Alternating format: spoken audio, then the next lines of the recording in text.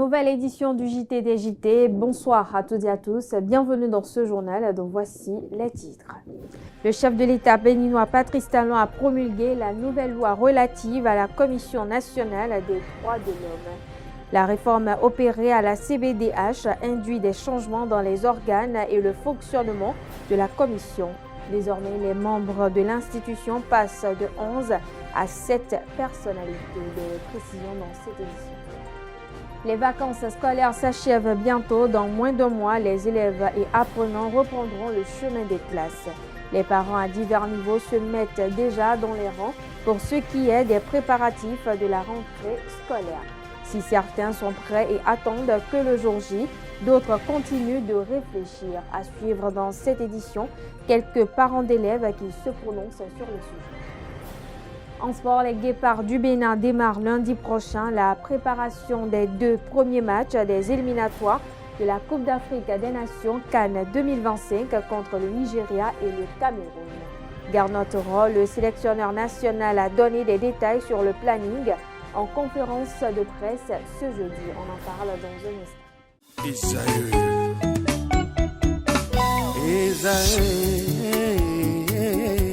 Vous recherchez une école de référence pour une double formation universitaire et professionnelle de qualité? Voici l'opportunité à ne pas rater. L'École supérieure d'administration, d'économie, de journalisme et des métiers de l'audiovisuel ESAE vous offre des programmes d'enseignement en licence et en master orientés vers l'emploi qui font d'elle une référence à travers les filières de l'administration générale et territoriale, l'administration du travail et de la sécurité sociale, droit, diplomatie et relations internationales, administration hospitalière, universitaire et intendance, journalisme et métiers de l'audiovisuel et toutes les filières des sciences de gestion. Une seule adresse, www.esae.bj.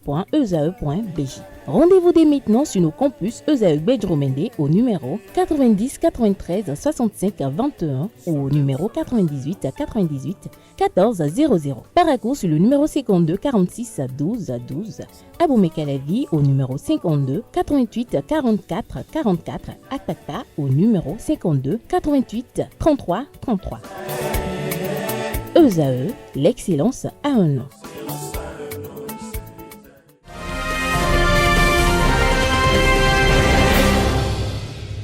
À nouveau, bonsoir. Merci de nous préférer pour vous informer. Les membres du Lions Club Cotonou Fraternité ont fait don de vivres et de kits scolaires aux enfants de l'orphelinat Amour et Manon de Ouida.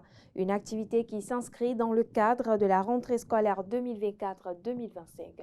Le reportage avec ESAE TV.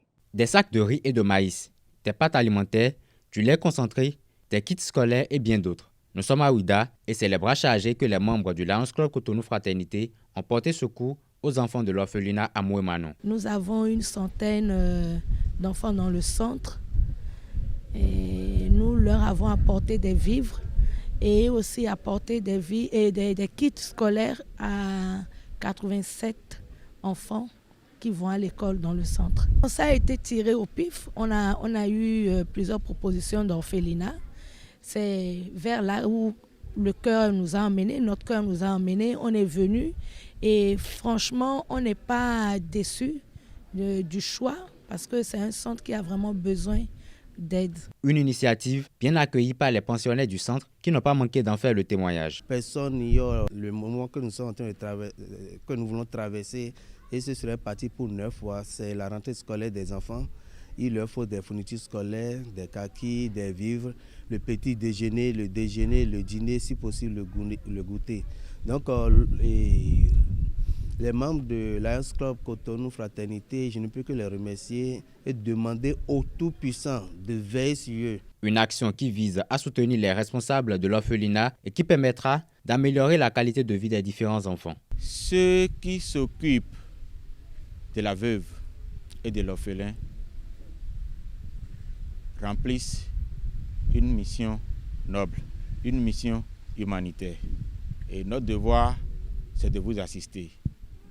Au retour, nous allons rendre compte au président du club qui est absent du territoire et le CA va statuer.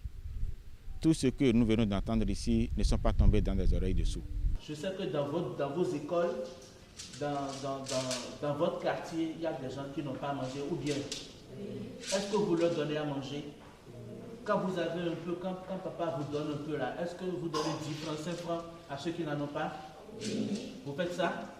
Merci, applaudissez pour vous. Les amis Lions du club Cotonou Fraternité prennent congé des enfants de l'orphelinat Amoué Manon de Ouida avec le sentiment d'avoir contribué à l'épanouissement ainsi qu'à la croissance de ces enfants. Je l'annonçais au sommaire de cette édition, une nouvelle loi relative à la Commission béninoise des droits de l'homme en vigueur au Bénin, votée le mercredi 19 juin 2024 à l'Assemblée nationale. Le chef de l'État béninois Patrice Talon a promulgué la nouvelle loi relative à la Commission nationale des droits de l'homme. La réforme opérée à la CBDH induit des changements dans les organes et le fonctionnement de la commission. Dans la nouvelle loi, le changement majeur apporté concerne la composition et le mode de désignation des membres de la CBDH. Désormais, les membres de l'institution passent de 11 à 7 personnalités. Elle sera dorénavant composée d'un enseignant de droit, de psychologie et de sociologie à l'université ayant au moins 10 ans d'expérience. Siégera désormais en qualité de commissaire un avocat ayant au moins 10 ans d'expérience et connaissances avérées en droit pénal. À cela s'ajoute un médecin ayant au moins 10 ans d'expérience et des connaissances avérées en droit humain et un expert ayant au moins le niveau Bac+4 et 10 ans d'expérience avec des connaissances avérées en matière pénitentiaire et autres questions de privation de liberté. La réforme a touché aussi le processus de désignation des commissaires. Dans un autre registre, le ministre des Affaires étrangères Olusegun Adiadi Bakari a reçu ce samedi 31 août 2024 les copies figurées des lettres de créance de Nadège Choua, la nouvelle ambassadrice de la France près le Bénin. Les relations entre les deux pays connaissent une belle dynamique sur laquelle l'ambassadrice a indiqué vouloir inscrire son action durant son séjour au Bénin. On revient sur cette actualité qui fait couler beaucoup d'encre et de salive. Il s'agit bel et bien de l'arrestation du web activiste Steve Amoussou, alias Frère en Vie. Selon un communiqué diffusé à la télévision nationale togolaise, le procureur de la République du tribunal de Lomé a émis cette semaine un mandat d'arrêt international contre 4 supposés ravisseurs de Steve Amoussou. Interrogé sur la question, quelques citoyens béninois se sont prononcés. Ils s'expriment au micro de ESAE TV. Enfin, une voix officielle, le procureur de la République de Lomé. Moi je suis un peu inquiet. Honnêtement parler, c'est un non-lieu. Je considère ça comme un médecin après la mort. Dans la mesure où les ravisseurs ils ont franchi la frontière du Bénin, ou je ne sais où, ils ont été violés. Le territoire togolais, ils ont passé tout le temps. Responsabilité, il faut situer les responsabilités. La police togolaise n'a-t-elle pas su jouer son rôle pour qu'on traverse ces cieux, on vit jusqu'à traverser la frontière entre le Bénin et le Togo, le Bénin, avant que le procureur de Lomé ou du Togo puisse réagir. Eux aussi, je vais dire que leur pays aussi n'est pas en sécurité. Sinon, avoir tout ce temps qu'ils ont fait avant de réagir, vraiment, je crois que ce n'est pas bon. Ce qui veut dire eux-mêmes là, ils ne suivent rien au Togo. Ils ne suivent rien. Jusqu'à ce qu'on a dit que des ravisseurs sont venus kidnapper quelqu'un de chez vous et que vous avez attendu une semaine avant de réagir. Un procureur, c'est celui qui a déjà les rapports des enquêtes sur une situation ou sur un crime, qui va concevoir son temps d'analyse avant de se prononcer. Alors, la chose s'est passée quand? Il faut voir l'intervalle, les enquêtes ont été menées, les complémentations d'informations qu'il faut pour constituer le dossier. Il faut une nécessité pour le procureur d'avoir tout ce temps avant de se prononcer. Raison pour laquelle on ne peut pas dire qu'on a arrêté des individus béninois pour une situation. Quand est-ce qu'on les a arrêtés pour une situation d'enlèvement d'individus béninois aussi résidant dans ce pays frère, et nous allons dire que voilà, le Togo a pris de temps avant de se prononcer. Non, le Togo n'a pas pris de temps. Dire que quelqu'un a été enlevé par kidnapping, par la criette. Je ne pense pas du tout que la criette fera un kidnapping. Moi, je ne pense pas que la criette ferait un kidnapping parce que la criette, c'est une institution. La décision du Togo, du gouvernement togolais, confirme que le Togo n'est pas complice comme certains Africains ont commencé par le dire que le Togo est complice. Le Togo n'est pas complice. Je pense que les autorités bédouises de leur côté prendront les dispositions nécessaires pour également répondre convenablement au plan juridique et sous toutes les formes à la partie togolaise. On attend surtout la réaction du gouvernement béninois et du procureur de la criette aussi. Donc, ils n'ont qu'à donner des clarifications. Parlons toujours de l'arrestation de Steve Amoussou pour l'éditorialiste et consultant politique Vianney Hassani. Cette arrestation était prévisible dans la mesure où les dénonciations faites par ce dernier sont en général sans preuve. Suivons-le.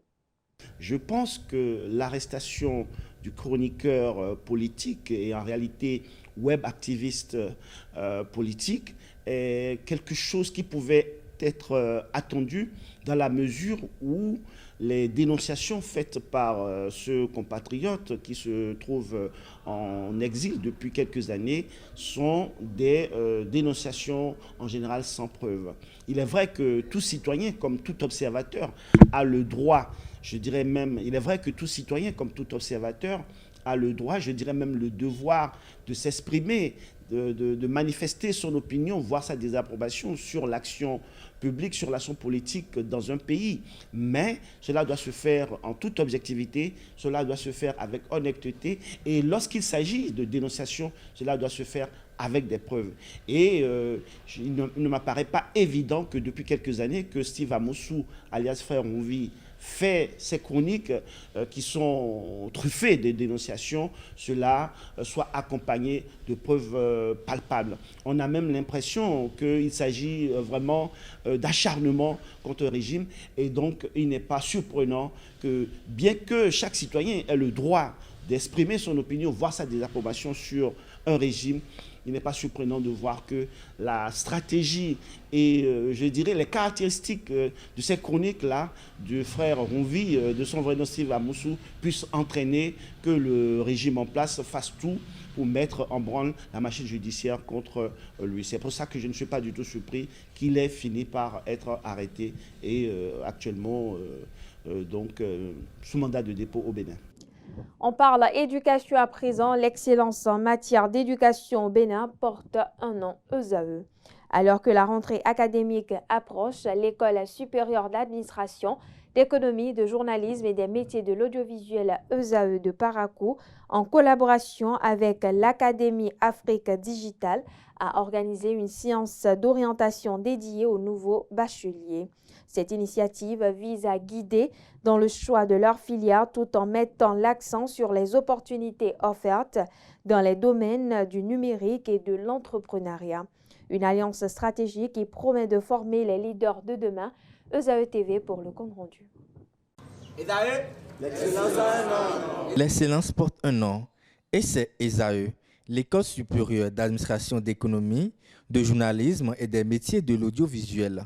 Alors que la nouvelle année académique approche à grands pas, le site de ESAE Parakou, en collaboration avec l'Académie Afrique Digitale, a organisé une séance d'orientation à l'intention des nouveaux bacheliers. Cet événement a pour but d'éclairer ces jeunes diplômés sur les critères essentiels de choix de filière tout en mettant en lumière les raisons pour lesquelles ESAE représente un choix privilégié. Sur le marché, aujourd'hui, nous avons les meilleurs coûts pour la scolarité et ESAE leur permet également d'avoir des demi-bourses. Pour les 100 premiers qui vont s'inscrire, il y a des demi-bourses qui sont offertes gracieusement à tous ceux qui sont intéressés. Donc les inscriptions ont déjà commencé dans l'école et tout étudiant peut déjà venir s'inscrire et profiter de cette opportunité que leur présente ESAE Parakou. La séance d'orientation est organisée chaque année à l'endroit des futurs étudiants pour leur permettre de faire des choix avisés parce qu'il ne sert à rien de se lancer dans une formation qu'on ne pourra pas terminer après. Donc ça nous évite au niveau de l'université d'avoir à réorienter des étudiants. Dès cette année, l'Académie Afrique Digitale vient renforcer l'offre éducative de ESAE en proposant aux étudiants une multitude de formations dans les domaines du numérique et de l'entrepreneuriat. Quoi qu'on dise, il y a en réalité des choses que nous devons présenter quand nous allons être dans les entreprises. Le diplôme est différent en réalité des compétences et des habiletés. Donc déjà au cours de la rentrée prochaine, il y aura des masterclass qui seront organisées, des sessions qui seront créées en réalité en honneur de l'oratoire. Comment est-ce qu'aujourd'hui, il faut se préparer mentalement d'abord avant d'y aller en réalité sur le marché d'emploi. Comment est-ce qu'on peut utiliser en réalité avec nos 10 doigts, utiliser un ordinateur portatif pour gagner de l'argent et tout ce qui va avec la rédaction web, le e-commerce. En tout cas, tout ce qui peut permettre en réalité aux étudiants d'ESAE de ne pas être en réalité comme les autres étudiants, mais d'être en réalité un étudiant autonome, pouvant les permettre en réalité de ne plus attendre nécessairement tout venant des parents, mais de prendre aussi des responsabilités qu'il faut. C'est une grande opportunité et j'ai aussi la joie au cœur de l'apprendre. Oui, je me suis retrouvé dans des filières et surtout la filière appelée AOI. J'ai beaucoup aimé ce paramètre et aussi j'ai été plus touché par...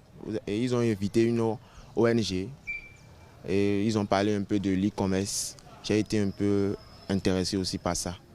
ESAE ne se contente pas d'instruire. Elle prépare les leaders de demain armés pour exceller dans un monde en constante évolution. À 3 semaines de la rentrée scolaire 2024-2025, le Conseil national de l'éducation a tenu ce mercredi à Cotonou la première session de son assemblée consultative. Les acteurs de l'école de l'éducation nationale vont y faire l'état des lieux du système éducatif béninois.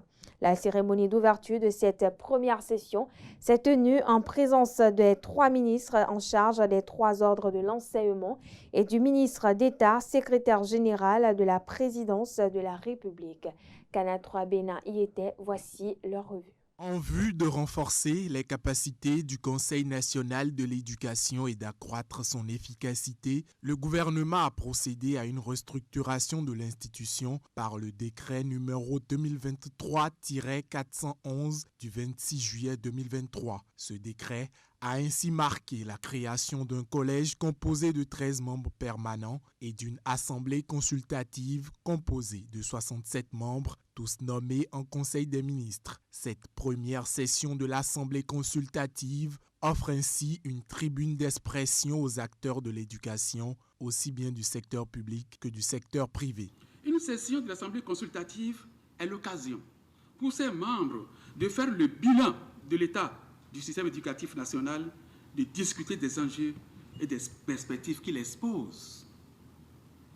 Même son pouvoir consultatif, même avec ce pouvoir consultatif, ses opinions, ses avis et recommandations seront fort utiles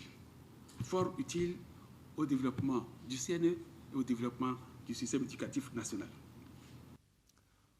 En amont des travaux de la première session de l'Assemblée consultative, il a été procédé à l'installation de ses membres sous le regard avisé du ministre d'État, secrétaire à la présidence du Bénin, qui n'a pas manqué de rappeler aux tout nouveaux membres de l'Assemblée consultative la portée de leur mission.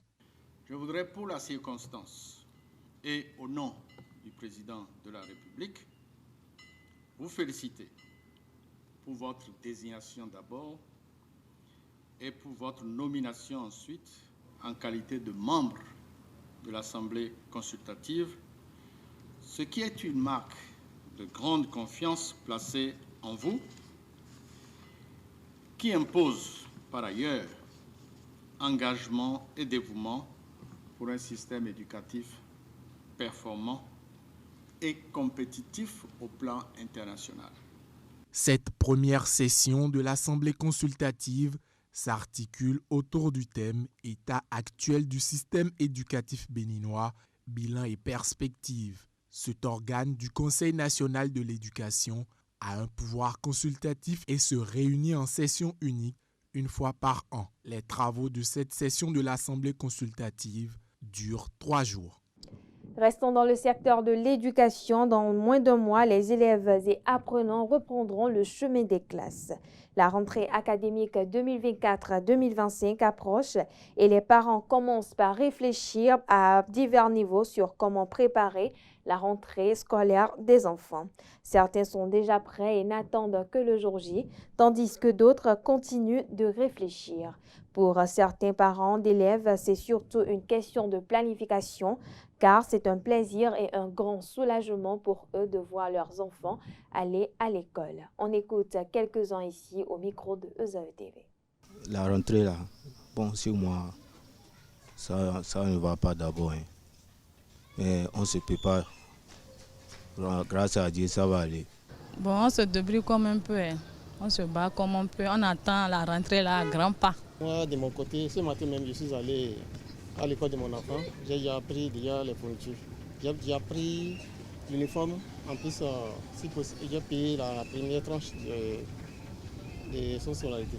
Vraiment, j'ai déjà payé un peu de fournitures aussi pour mes enfants. J'ai au moins 2 enfants, j'ai déjà payé les fournitures pour eux déjà. Donc ça reste quelques-uns seulement pour accélérer tout. La rentrée, ça se prépare à bon train. Bon, de mon côté, je rends grâce. Puisque au début, là, j'ai déjà pris les fournitures scolaires. Le kit scolaire est déjà là. On prépare la rentrée là depuis le mois de juillet.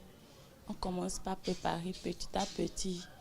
Déjà, quand ils prennent les vacances en même temps, on essaie de commencer par acheter les fournitures là un peu. Ce que je dépense là, au moins, le budget là, ça peut être au moins 100 000 comme ça. En une année, parce que j'ai 2 enfants seulement, en une année là, au moins, je dépense au moins 50 000 ou bien 45 000 des fois. En une année. Parce qu'ils sont dans le cours primaire quoi. Voire 400, 500 000, hein. Puis ils sont dans les écoles catholiques. Les contributions, les premières tranches, les TD, tout ça là, 400 à 500 000 pour les 3. Maintenant, moi, je ne peux pas dire combien on dépense parce que ce n'est pas moi qui dépense, c'est les papas qui dépensent dedans. Mais si c'est photocopie, si elle vient là, je paye 100 francs, 200, je paye ça. Ou bien si c'est Bic qui a manqué là, je paye ça. Mais pour les fournitures, livres, cahiers, tout, avec contribution de l'école là, c'est les papas. Difficulté, ça ne manque pas. Partout, ça doit manquer. Ça ne manque pas. Parce qu'actuellement, avec notre mode de vie au Bénin, vous-même, vous savez que ça ne va pas. Tout le monde souffre. Si moi, je dis que chez moi, ça va, il y a mes frères qui souffrent. Des fois, ils viennent me solliciter, mais quand même, ce qu'on trouve, on essaie de les aider sur ce point. Mais ça ne va pas du tout.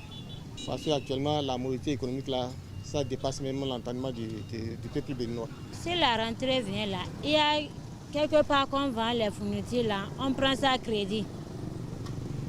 Après, si on a trouvé l'argent là, on donne. Que l'enfant doit aller à l'école.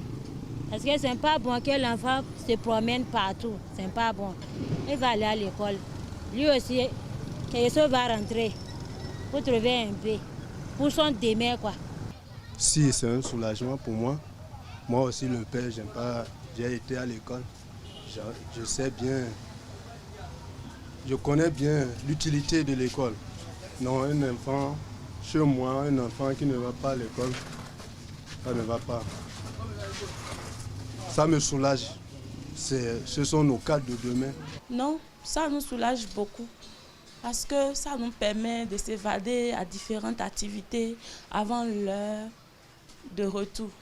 Donc déjà à 8 h quand on les dépose, on fait nos courses rapidement avant midi, avant qu'ils ne reviennent à l'école et à la maison à midi. Donc quand la rentrée commence là, vraiment les bavardages, les cris par-ci, les cris par-là, j'ai faim. Quand ils sont en vacances, ils mangent beaucoup.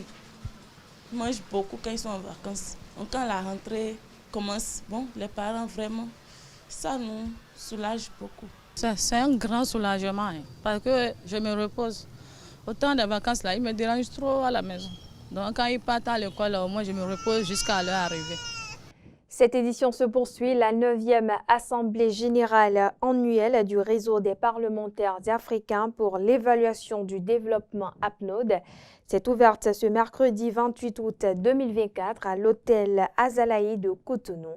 Le thème de cette édition porte sur le renforcement des capacités des parlementaires africains pour mieux légiférer, mieux contrôler et mieux évaluer les politiques publiques, réflexion, collaboration et perspectives. C'était en présence d'un parterre d'autorités dont le président de l'Assemblée nationale du Bénin, Louis Vlavonou, et le président de l'APNOD, Jérémy Adomaou. ESAE TV pour la cérémonie d'ouverture. Pour mieux légiférer, mieux contrôler et évaluer les politiques publiques, des réflexions, collaborations et perspectives s'illustrent au centre de la 9e Assemblée générale annuelle du réseau des parlementaires africains pour l'évaluation du développement APNOD. La présente rencontre se révèle être d'une importance particulière parce que marquant la célébration du 10e anniversaire de notre réseau. Elle nous donne sans aucun doute l'occasion de... Le Conseil consultatif communal des enfants d'Abomey-Calavi a organisé ce mercredi la première phase de sa campagne écologique basée sur le thème « Zéro sachet plastique » dans la commune d'Abomey-Calavi. Caravane, sensibilisation et plaidoyer ont meublé cette campagne. Le reportage avec ESAE TV.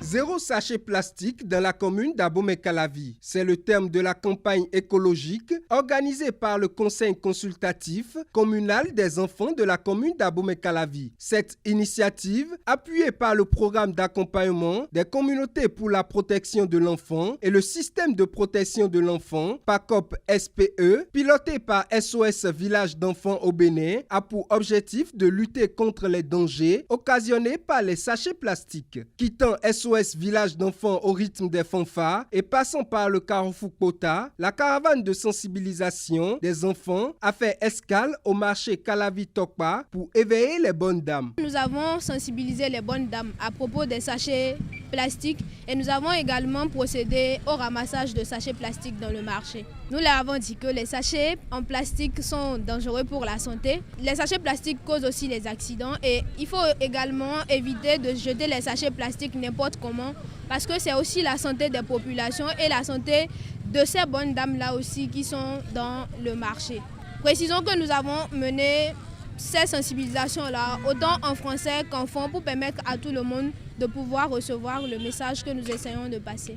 La trentaine d'enfants a ensuite mis le cap sur la mairie d'Abomey-Calavi où elle a été reçue par le 3e adjoint au maire, Patrice Houyeze. À ce dernier, les enfants ont présenté un plaidoyer. Ce projet est structuré en 3 phases, à savoir une marche de sensibilisation, l'animation des causeries éducatives dans quelques collèges et lycées de la commune et une formation en fabrication des emballages biodégradables. La pertinence du projet a amené le PACOP SPE à accompagner le Conseil à travers le financement des 2 premières phases. Nous croyons fermement que la vulgarisation de cette campagne écologique dans tous les arrondissements de la commune d'Abomey-Calavi transformera notre commune en un modèle de propreté et de gestion responsable des déchets. Ainsi, nous vous demandons respectueusement l'appui technique et financier de la mairie d'Abomey-Calavi pour la mise en œuvre de la 3e phase de notre projet et de sa vulgarisation dans les autres arrondissements de la commune. La mairie d'Abomey-Calavi s'est engagée à accompagner le conseil consultatif communal des enfants dans cette action. Ça pollue l'environnement et je vous rassure que le conseil communal fera de son mieux pour accompagner cette campagne de sensibilisation. Nous sommes partie prenante au projet et je ne peux que remercier les responsables du village SOS, les ONG qui contribuent financièrement et techniquement à la réussite de ce programme. C'est une activité quotidienne. Nous n'allons pas vous découvrir, nous en sommes là pour vous encourager. Nous-mêmes, nous allons jouer notre partition. Le soutien du PACOP SPE pour cette initiative a été bien motivé. Lorsque nous parlons de SOS Village d'enfants, c'est déjà les enfants, c'est la protection de l'enfant. Et pour que l'enfant soit protégé, pour que l'enfant puisse grandir correctement comme il se doit, il faut un environnement sain. Parler d'environnement sain, c'est également parler d'un environnement sûr et protecteur. C'est pourquoi PACOP était vraiment content que cela vienne des enfants, cette thématique sur la protection de l'environnement. Le conseil consultatif communal des enfants de la commune d'Abomey-Calavi achève cette première phase dans la perspective de poursuivre les autres dans les prochains jours. Les associations engagées dans la promotion des droits des femmes et l'amélioration du processus électoral au Bénin ont tenu ce mardi 27 août 2024 à la Maison de la Société civile de Cotonou une rencontre de partage d'expériences. À travers des discussions constructives, elles ont insisté sur l'importance de l'engagement et de la solidarité des femmes. Le point de ce rendez-vous signé ESAE TV. La campagne, ça finit, mais curieusement, je vais vous dire, aucun soutien des femmes.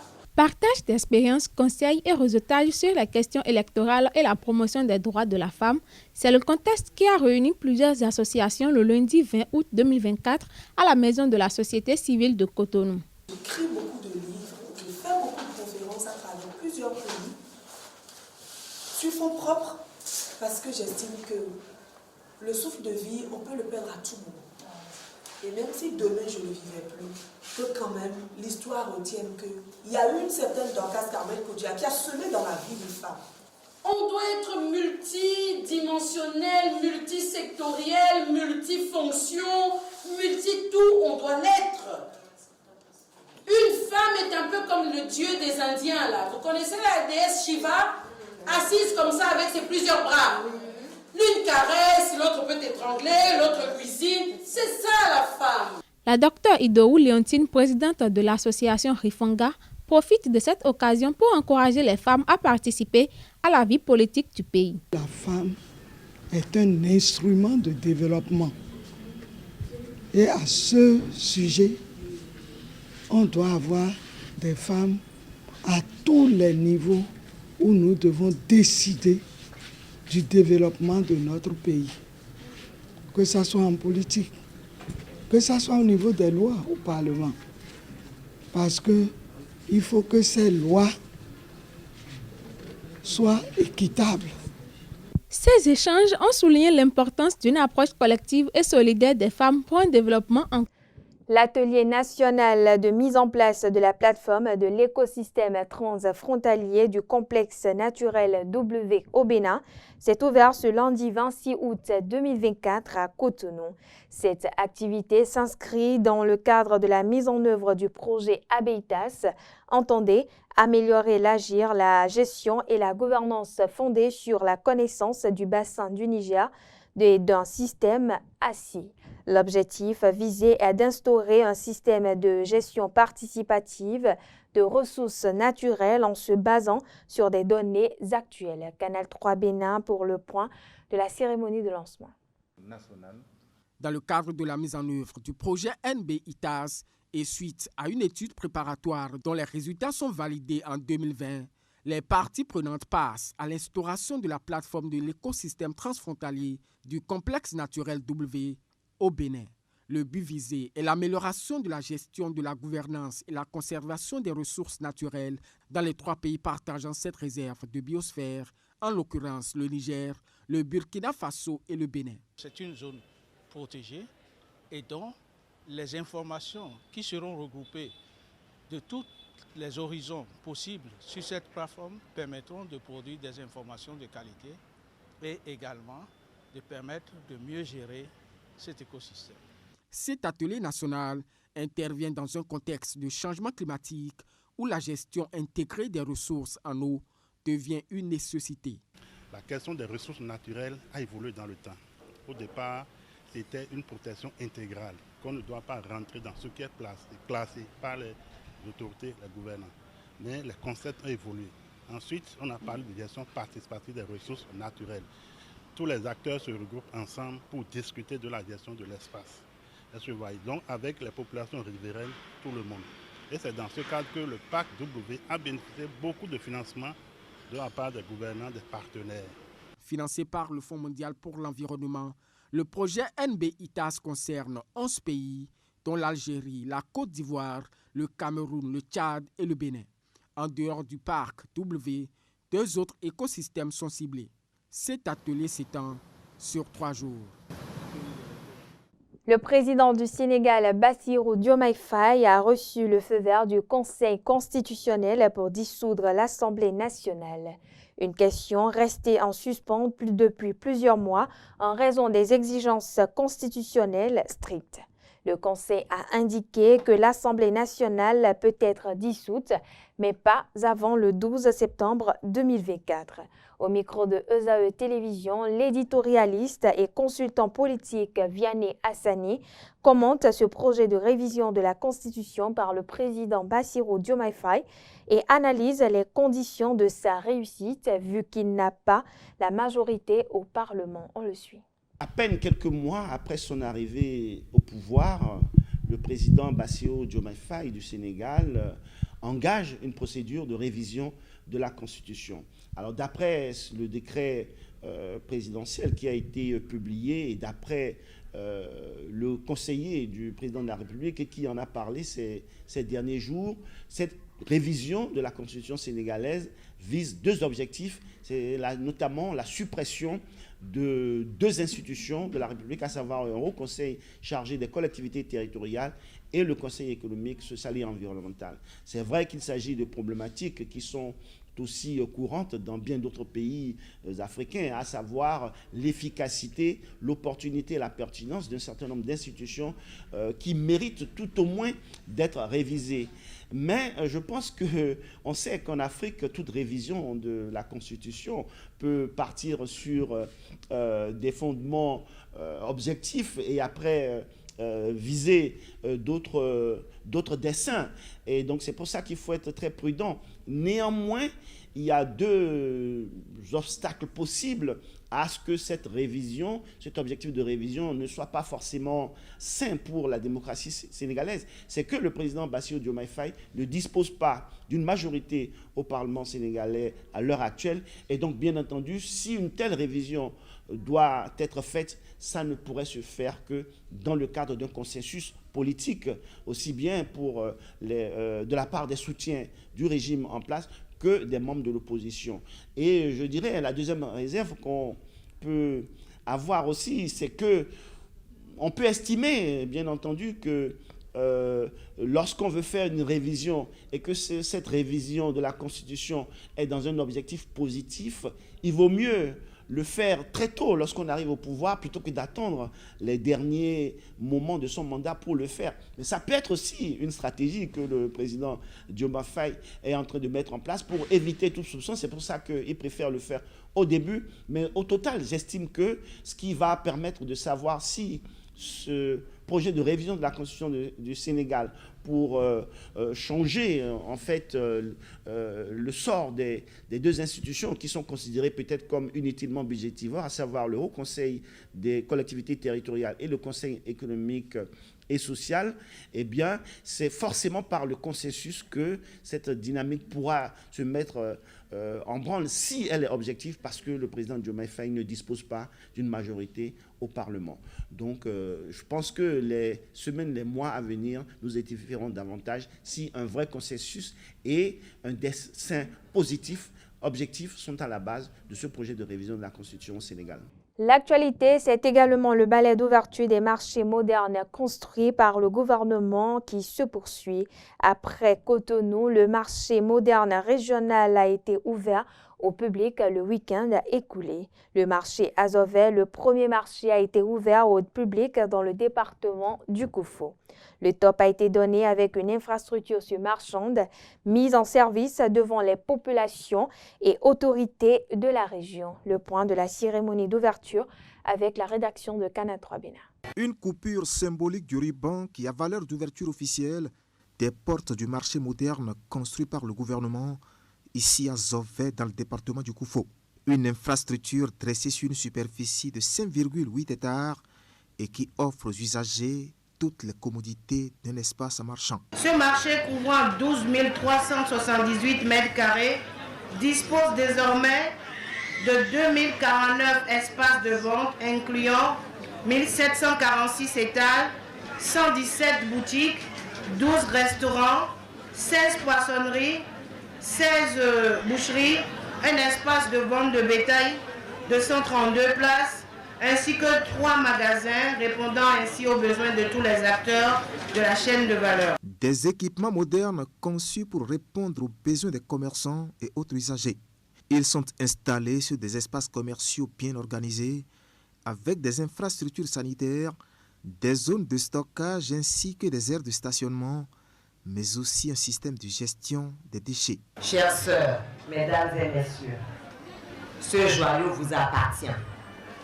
Il est conçu pour vous permettre de développer vos activités dans les meilleures conditions possibles. Vous êtes les acteurs principaux de ce marché. À travers votre travail quotidien, vous contribuez non seulement à la prospérité de vos familles, mais aussi à l'économie de notre région, à l'économie de notre pays. Je vous encourage donc à faire bon usage de ce marché, à l'entretenir, à le valoriser pour qu'il reste à jamais un moteur de croissance pour notre région. C'est aussi un exemple d'investissement qui éloigne désormais des usagers les souvenirs de conditions d'hygiène et de sécurité précaires. Ce centre d'échanges commerciaux situé dans la commune d'Aplaoué est ainsi le premier marché moderne régional mis en service par le gouvernement. Vous savez dans quelles conditions les échanges commerciaux étaient faits dans nos marchés. Vous savez ce que nous préparons à vivre pour nous bientôt. Et pour cela, nous avons des raisons sérieuses de réitérer toujours, sans modération, nos remerciements à l'endroit de tout le gouvernement. 24 heures avant cette cérémonie d'ouverture officielle, le tirage au sort pour l'attribution des places a été effectué devant le public. La capacité d'accueil de cette infrastructure marchande est de 2049 places.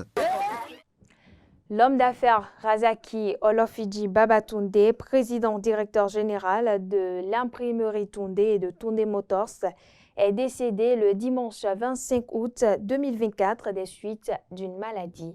Il a été conduit à sa dernière demeure ce lundi 26 août à Keto, son village natal. Suivez dans cet élément un bref aperçu du parcours de l'illustre homme d'affaires, une réalisation de Ezavi TV. Le Bénin a perdu l'un de ses hommes d'affaires des plus discrets et les plus influents. Âgé de 68 ans, le président directeur général de l'imprimerie Tunde et de Tunde Motors, Razaki Babatunde Olofindi, est passé de vie à trépas ce dimanche 25 août 2024 des suites d'une maladie. Titulaire d'un baccalauréat obtenu en 1985, il a fait une formation en dactylographie et dans la photocopie en 1987 à Cotonou. En 1995, avec le soutien d'un bailleur belge, il a créé l'imprimerie Tunde, qui devient l'une des premières entreprises subsahariennes à produire des bulletins de vote. Ensuite, il s'est lancé dans l'industrie automobile et le transport par la vente des véhicules allemands avec ses entreprises Tunde Motors et Tunde Transport. Bien plus qu'un entrepreneur prospère, le désormais feu Razaki Babatunde Olofindi a également joué un rôle clé sur la scène politique béninoise. Son implication dans la campagne ayant conduit à l'élection du président Boniaï en 2006 a marqué l'histoire politique du Bénin. Malgré son influence, Babatunde Razaki Olofindi est reconnu pour sa discrétion. Cette qualité a alimenté le mystère autour de sa personnalité et de ses actions. Ces entreprises Tunde Motors, l'imprimerie Tunde et Tunde Transport témoignent de sa vision entrepreneuriale et de son engagement pour le développement économique du Bénin. Au-delà de son parcours professionnel, Feu Razaki Babatunde Olofindi était un homme engagé, œuvrant pour le développement de son pays, contribuant activement à diverses initiatives sociales et caritatives. Sa disparition laisse un vide immense tant au sein du monde des affaires que dans le cœur de ceux qui ont eu la chance de le côtoyer de son vivant. Son héritage laissera sans aucun doute une empreinte durable dans l'histoire de son pays, le Bénin. Dans un autre registre, des singes, on en trouve dans plusieurs pays d'Asie, d'Amérique centrale, d'Amérique du Sud et bien entendu d'Afrique.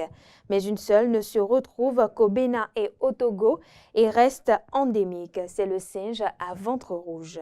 Une espèce restée classée en danger sur la liste rouge de l'Union internationale pour la conservation de la nature. À ce propos, une équipe de la rédaction de la télévision nationale vous emmène à la rencontre d'un professeur, Georges Nobima, qui en fait son principal domaine d'études et de recherche au jardin botanique de l'université d'Abomey-Calavi. Cherchez à rencontrer l'enseignant Georges Nobima et vous avez toutes les chances de le trouver dans ce genre de milieu bien boisé. Les peuples africains. Un peu plus de la cinquantaine, il est l'un des rares primatologues du Bénin. Il connaît ces mammifères euthériens du bout des doigts. Vous allez voir à travers leur comportement l'être humain que vous êtes. Ce n'est pas rare de croiser un groupe de singes, femelles, mâles et petits. Et puisque le petit s'est aventuré à s'arrêter sur la route, parce que curieux, il veut voir l'homme qui est en train de passer, la femelle vient le tenir par les pattes avant et lui donne des fessées et le tire. Donc, vous allez dire, ah, ça, c'est pratiquement des hommes. Très discret et toujours souriant, l'enseignant Georges Nobima a découvert ce monde des primates depuis les années 94 et dès lors, il en a fait son principal domaine de recherche et d'études. Ce sont des animaux d'abord qui sont des mammifères. Ils ont 4 pattes et ils allaitent leurs petits comme nous les humains. Et la différence avec les autres animaux, c'est qu'au niveau de leur cerveau est beaucoup plus développé par rapport aux autres espèces animales. Les singes à ventre rouge, une sous-espèce endémique qu'on ne retrouve que dans le Dahomey Gap. Le primatologue explique qu'il est un patrimoine à protéger à tout prix, une richesse faunique et aussi écotouristique. Déjà en tant qu'espèce animale endémique, ça veut dire que c'est une espèce qui doit être très chère pour la communauté scientifique.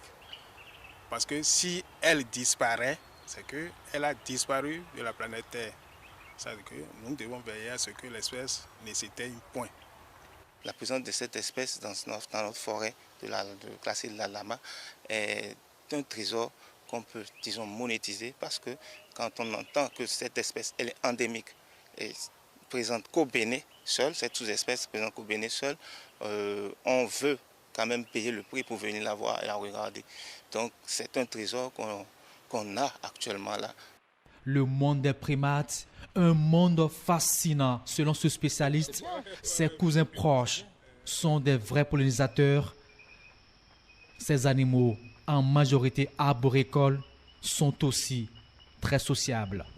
On parle société à présent. Les réseaux sociaux sont les outils et services qui permettent de développer des interactions sociales en ligne ou sur des sites ou encore des plateformes. Mais ils présentent également des revers. Sont-ils alors un lieu d'apprentissage ou de dépravation? Quelques citoyens répondent à cette interrogation au micro de ESAE TV. C'est un lieu d'apprentissage. Les réseaux sociaux sont quoi aujourd'hui? C'est le moyen de communication le plus rapide aujourd'hui. Quiconque se trouve encore dans les informations cherche à se mettre à l'écart des réseaux sociaux ne sera pas efficace. Mais je dis, moi en tant que citoyen lambda, les réseaux sociaux, je ne les aime pas trop. Les réseaux sociaux, aujourd'hui Internet permet au monde d'être un petit village, comme Facebook, comme Twitter, comme Instagram. Internet en général, en un mot, est un instrument aujourd'hui de développement. Aujourd'hui on ne peut rien faire sans Internet. Maintenant, Internet, ça a double sens. Il y a le bon sens, il y a le mauvais sens. Moi, je dis que c'est une bonne chose encore, parce que le monde a évolué. La science, aujourd'hui, maintenant, sur les réseaux sociaux, ce n'est pas ce qui est mal seulement qu'on va dire. Il y a plusieurs appels aujourd'hui Même les électriciens bâtiments, ils travaillent dans les réseaux sociaux pour montrer comment on monte ici, on monte ici. Nous avons un problème d'éducation au sein de la société d'aujourd'hui, que ce soit en Afrique, même en Occident. Il faut pouvoir bien éduquer les enfants pour leur montrer que le côté positif, de toujours choisir le côté positif des choses.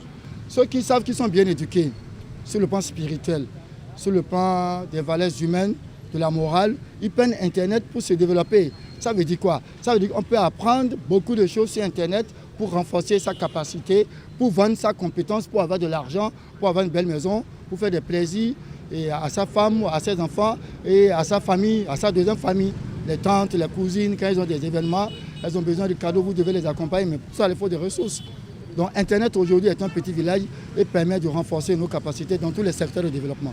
Et puis on parle sport dans cette édition. Les Guépards du Bénin démarrent lundi prochain la préparation des 2 premiers matchs des éliminatoires de la Coupe d'Afrique des Nations CAN 2025 contre le Nigeria et le Cameroun.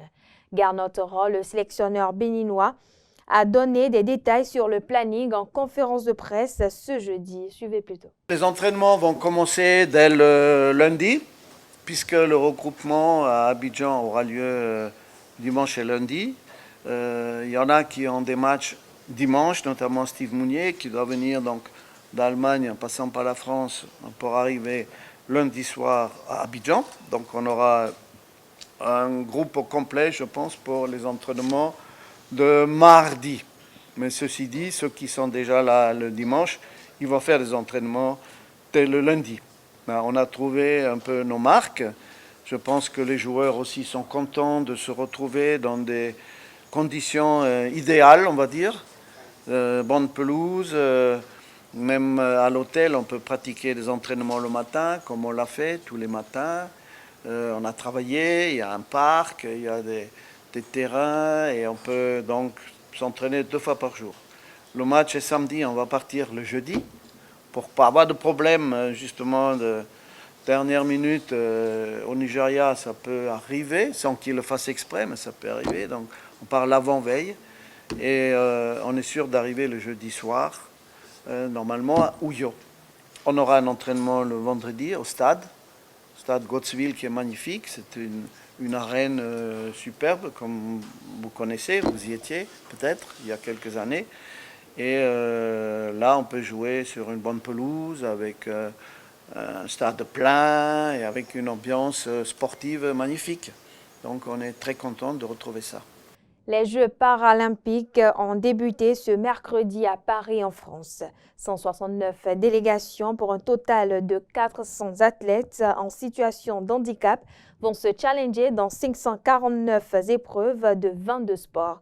Le Bénin est représenté à cette 17e édition par 2 para-athlètes, Faisal Achiba en athlétisme 100 mètres et Marina Hondaloan au lancer de poids. ESAE TV nous replonge dans l'histoire du Bénin aux Jeux paralympiques. Suivez plutôt. Le Bénin a découvert les Jeux paralympiques à Sydney en 2000. 28 ans après sa première participation aux Jeux olympiques d'été, le Bénin compte 6 participations à l'aventure paralympique. 7 para-athlètes ont porté le flambeau du Bénin. 5 para-athlètes moteurs et 2 malvoyants, dont 2 dames. Blandine Sachenou en para-powerlifting à Athènes 2004 et à Pékin 2008. Et Marina Hondaloan au lancer de poids à Tokyo 2020.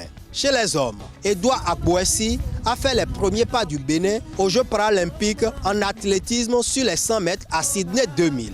À sa suite, Lukman Nassirou a pris le relais dans la même épreuve à Athènes 2004. À Londres 2012, Constant Porintor au lancer de poids. À Rio 2016, Cosmo Bodia Akpovi en para-powerlifting et à Tokyo 2020, Faisal Achiba en athlétisme. Le Bénin n'a pas encore réussi à décrocher une médaille paralympique, mais la première ne va peut-être pas tarder. L'espoir renaît avec l'arrivée de Abdel Rahman Ouorou Barre à la tête du handisport béninois et la mutation de la fédération en comité paralympique. Le Bénin sera à Paris 2024 avec au moins un para-athlète directement qualifié, Faisal Achiba. Le mouvement paralympique béninois est en marche.